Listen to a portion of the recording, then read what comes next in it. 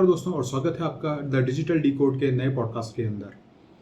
आज की tech news में हम बात करेंगे एप्पल के सबसे बड़े लीक के बारे में। WWDC 2026 में पेश हुए iOS 27 के कोड में एप्पल के पहले फोल्डेबल आईफोन का पक्का सबूत मिला है। इसके अलावा IIT जोधपुर ने लॉन्च किया है एक फ्यूचर रेडी कोर्स। वॉलमार्ट ने AI और नौकरियों को लेकर एक बड़ा बयान दिया है और भारत नेपाल के बीच UPI और AI को लेकर एक ऐतिहासिक समझौता हुआ है। तो वीडियो को एंड तक जरूर देखिएगा। हमारी पहली खबर है आईफोन फोल्ड को लेकर। दोस्तों, एप्पल का सबसे बड़ा सीक्रेट लीक हो गया है। सालों से जिस आईफोन फोल्ड का आप और मैं सब इंतजार कर रहे थे वो अब लगभग कंफर्म हो चुका है और ये लीक किसी बाहरी सोर्स ने नहीं बल्कि खुद एप्पल ने गलती से अपने नए iOS 27 के अपडेट में कर दिया है। iOS 27 की कोडिंग में एक बहुत ही पक्का सबूत मिला है। देखिए, कल रात को WWDC 2026 इवेंट में एप्पल ने अपना नया ऑपरेटिंग सॉफ्टवेयर iOS 27 को प्रेजेंट किया लोगों के सामने और इसका बीटा वर्जन अपने डेवलपर्स को दिया है।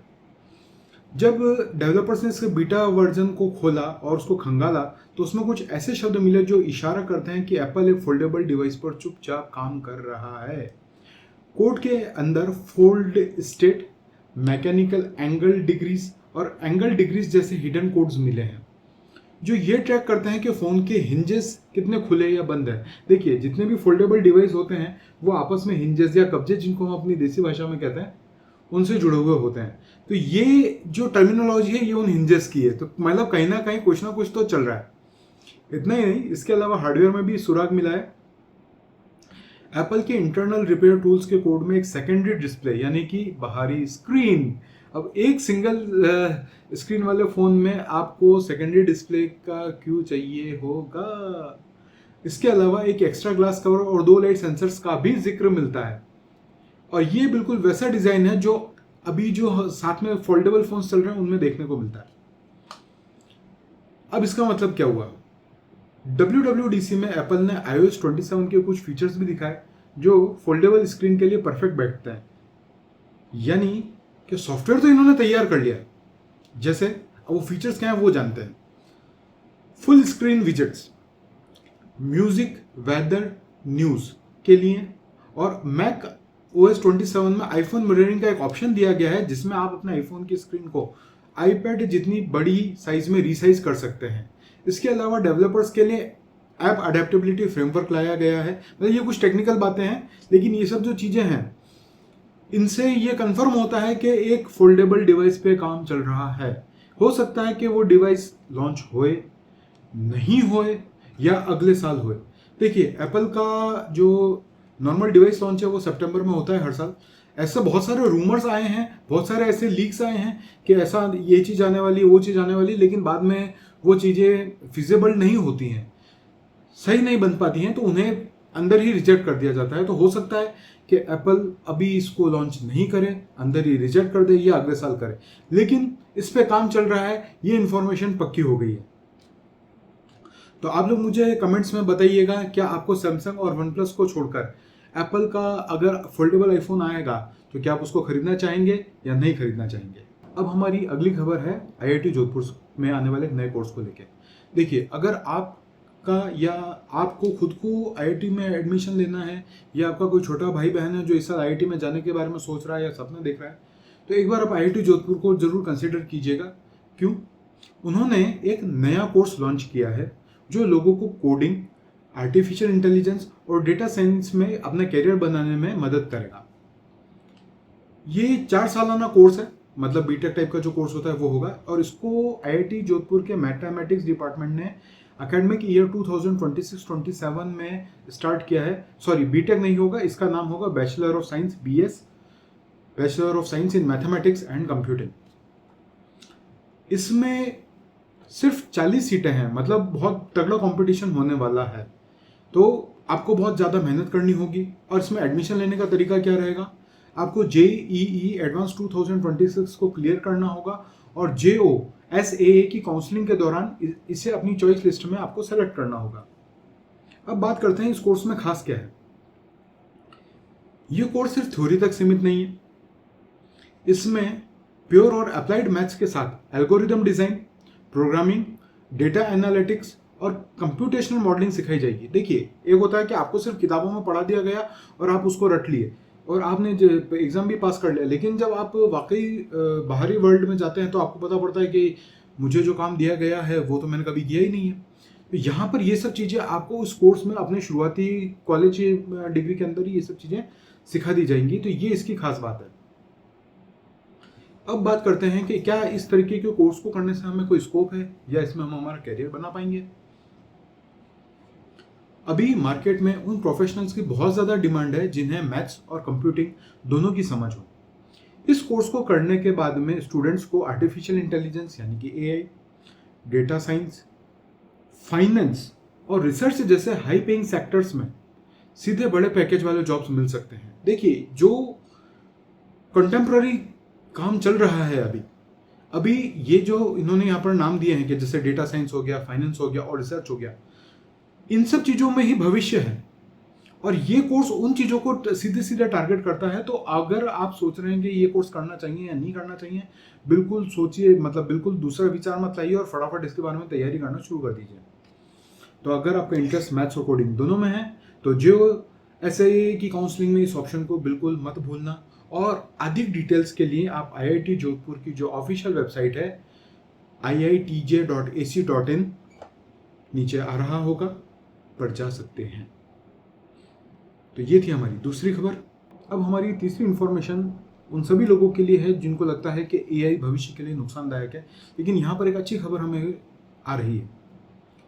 सबको लगता है कि एआई आएगा, नौकरियां खा जाएगा, लेकिन इस डर के बीच अमेरिका की सबसे बड़ी प्राइवेट कंपनी वॉलमार्ट, जो कि एक रिटेल स्टोर्स की चेन चलाती है, उसने अपने 20 लाख से अधिक कर्मचारियों के लिए एक बहुत बड़ा बयान दिया है। जी हाँ, वॉलमार्ट एक रिटेल स्टोर चेन है और इसमें 20 लाख से ज़्यादा कर्मचारी एम्प्लॉयज काम करते हैं। वॉलमार्ट मैनेजमेंट ने साफ कहा है कि एआई उनकी नौकरियों को छीनेगा नहीं, बल्कि उनके काम को और बेहतर और आसान बनाएगा। कंपनी की चीफ पीपल ऑफिसर डोना मॉरिस ने एक इवेंट में कहा, टेक्नोलॉजी हमारे फ्यूचर को पावर देगी, लेकिन हमारे कर्मचारी या एसोसिएट्स उसे लीड करेंगे, यानी कंट्रोल हमेशा इंसानों के साथ में रहेगा। देखिए, यहाँ पर ह्यूमंस और एआई को कोएग्जिस्ट, साथ साथ चलने की बात की जा रही है। ये कह रहे हैं कि हम एआई को यूज तो करेंगे, लेकिन एआई की वजह से किसी की नौकरी नहीं जाएगी, बल्कि सारा कंट्रोल लोगों के हाथ में रहेगा और वो एआई से सिर्फ एक मदद लेंगे। और वो ये कैसे करने वाले हैं, ये बड़ी मजेदार बात है। वॉलमार्ट अपने अमेरिकन एम्प्लॉयज को ओपन एआई टूल्स जैसे कि चैट जीपीटी इत्यादि इस्तेमाल करने का फ्री सर्टिफिकेशन और ट्रेनिंग दे रहा है, ताकि वो टेक्नोलॉजिकली अपग्रेड हो सके। आप एआई को क्यों नहीं यूज कर सकते? क्योंकि आपको चलाना नहीं आता है। लेकिन अगर आपका एम्प्लॉयर कहे कि हम आपको फ्री ऑफ चार्ज ट्रेनिंग देंगे और आप इसको यूज कीजिए, तो हम वक्त के साथ चल पाएंगे और अपना काम तरीके से कर पाएंगे और हमारी नौकरी भी बची रहेगी, हमारा रोजगार बचा रहेगा। तो ये एक पॉजिटिव शुरुआत है जो वॉलमार्ट ने की है। आगे इन्होंने बताया है कि उनके यहाँ एआई का इस्तेमाल ट्रक ड्राइवरों के लिए बेस्ट रूट ढूंढना, एम्प्टी माइल्स कम करना, मतलब ट्रक ड्राइवर को खाली नहीं आना जाना पड़े, वो जितना ट्रैवल करे किसी माल के साथ में, भाड़े के साथ में करे, तो वो करना है। प्रोजेक्ट्स को डिजाइन करना और यह प्रिडिक्ट करना कि अचानक मौसम बदलने पर कस्टमर्स को क्या चाहिए होगा। देखिए, जैसे मौसम बदल जाता है तो कस्टमर की डिमांड में किन चीज़ों का फर्क आता है। अगर अभी गर्मी पड़ रही है लेकिन अचानक बरसात होगी तो हमें क्या चाहिए होगा, हमें छतरी और रेनकोट चाहिए होगा। तो इस तरीके की चीज़ों को ध्यान में रखते हुए ये लोग एआई को अपने साथ में इंटीग्रेट करेंगे या अपने मैन पावर के साथ में इंटीग्रेट करेंगे। तो ये बहुत ही पॉजिटिव न्यूज़ थी उन सभी लोगों के लिए जिनको लगता है कि एआई आने से हमारी नौकरियां जाएंगी, हमारे रोजगार पर फर्क पड़ेगा। तो ऐसा नहीं है। हर टेक्नोलॉजी के अपने फायदे और नुकसान होते हैं। हमारे ऊपर है कि हम उसका क्या फ़ायदा उठाते हैं या हम उसे अपना नुकसान करने देते हैं। अब हमारी चौथी खबर है इंडिया और नेपाल के बीच हुई यूपीआई और एआईडी। देखिए, इसके 3 सबसे बड़े हाइलाइट्स हैं, मेन पॉइंट्स हैं। पहला, cross border UPI payments. Bharat के यूपीआई यानी national payment council of India और नेपाल के नेशनल पेमेंट्स इंटरफेस यानी कि भारत का एनपीसीआई और नेपाल का एनपीआई को आपस में लिंक कर दिया गया है। अब भारत में रहने वाले लाखों नेपाली नागरिक बहुत ही कम खर्च में और तुरंत अपने घर यानी कि नेपाल में पैसे ट्रांसफर रेमिटेंस कर सकेंगे। और साथ ही आने वाले समय में दोनों देशों के यात्रियों के लिए भी डिजिटल पेमेंट बहुत आसान हो जाएगा। अब मान लीजिए आपको यहाँ से पेमेंट करना है नेपाल में किसी को, लेकिन वहाँ पे एनपीआई चलता है और हमारे यहाँ पे एनपीसीआई चलता है, दोनों में लिंकेज नहीं है, तो आपको यूपीआई से या क्यूआर कोड को स्कैन करके पेमेंट करने में जो दिक्कत आती थी वो दिक्कत अब नहीं आएगी। इसका सीधा सा अर्थ यही होता है। दूसरी हाईलाइट है एआई और डिजिटल इंफ्रास्ट्रक्चर पर समझौता।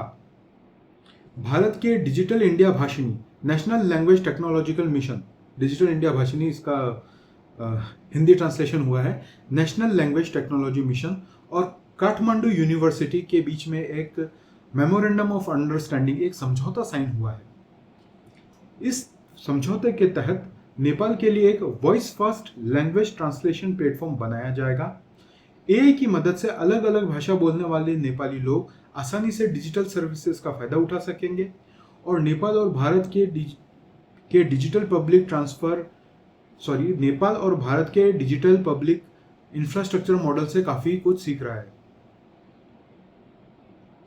अब हमारा जो ये एआई मॉडल है, इसने नेपाल की लैंग्वेजेस के लिए एक, नेपाल में भी शायद अलग अलग लैंग्वेजेस बोली जाती हैं, तो उनके लिए एक एआई मॉडल बनाया जाएगा और इस मॉडल से वहाँ के जो लोग हैं वो उनके बीच में जो भाषा का बैरियर है, जैसे हमारे यहाँ पे हम नॉर्थ में कोई अलग भाषा बोलते हैं, साउथ में अलग भाषा बोलते हैं, तो वो जो हमें दिक्कत आती है ट्रांसलेशन वगैरह वगैरह की, उस ट्रांसलेशन को हटाने का यहाँ पे प्रयास किया जाएगा इस एआई मॉडल के जरिए। 84 प्रोजेक्ट्स का handover post earthquake reconstruction. Bharat ने नेपाल को 84 बड़े प्रोजेक्ट सौंपे हैं जिन्हें भारत की मदद से दोबारा बनाया गया है। इसमें 72 हेल्थ फैसिलिटीज हैं, छोटे बड़े अस्पताल और क्लिनिक, और 12 कल्चरल हेरिटेज यानी सांस्कृतिक धरोहर वाले प्रोजेक्ट्स शामिल हैं। ये वो इमारतें हैं जो 2015 के विनाशकारी भूकंप में तबाह हो गई थी। इस मीटिंग को सिर्फ एक आम मुलाकात नहीं माना जा रहा है। यह नेपाल के प्रधानमंत्री बालेन शाह और के आगामी भारत दौरे की एक मजबूत नींव है। दोनों देशों के बीच अब राजनीति से ज्यादा टेक्नोलॉजी, डिजिटल कनेक्टिविटी और डेवलपमेंट पर फोकस किया जा रहा है। कुल मिला के ये हो रहा है कि हमारे पास में जो एआई या टेक्नोलॉजी है उसका फायदा अब हम नेपाल के लोगों को भी देंगे, या हम एक टेक्नोलॉजिकल एक्सचेंज उनके साथ में कर रहे हैं जिससे दोनों देश एक अच्छी स्पीड से आगे बढ़ेंगे। तो ये इसमें कहा जा रहा है। अब आप बताइएगा आपको क्या लगता है कि भारत का यूपीआई मॉडल दुनिया के और कौन कौन से देशों में जाना चाहिए? जैसे क्या श्रीलंका में जाना चाहिए, क्या भूटान में जाना चाहिए? और कमेंट सेक्शन में जरूर बताइए कि वीडियो आपको पसंद आया या नहीं। अगर वीडियो पसंद आई है तो लाइक करें, शेयर करें और चैनल को सब्सक्राइब करना मत भूलिएगा। मिलते हैं अगले टेक न्यूज़ में।